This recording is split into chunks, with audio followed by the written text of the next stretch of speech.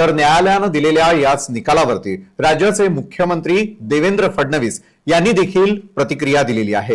पहिल्यांदा असं घडतंय, घोषित झालेल्या निवडणुका निकाल पुढे जात आहेत। मला ही सगळी पद्धत फार योग्य वाटत नाही।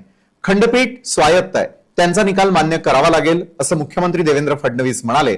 इलेक्शन कमिशन सुद्धा स्वायत्त आहे, जे उमेदवार मेहनत करतात, प्रचार करतात, त्यांचा भ्रमनिरास होतो। व्यवस्थेच्या फेल्युअरमुळे काही चुकीचं नसताना अशा गोष्टी होणं योग्य नाही।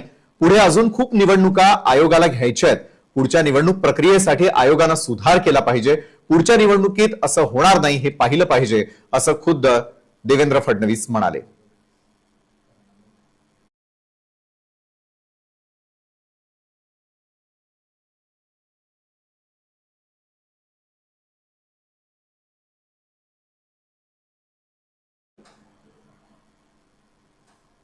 तर राज्यामध्ये एका बाजूला निवडणुकीची रणधुमाळी सुरू असताना मात्र उद्धव बाळासाहेब ठाकरेंच्या शिवसेनेमध्ये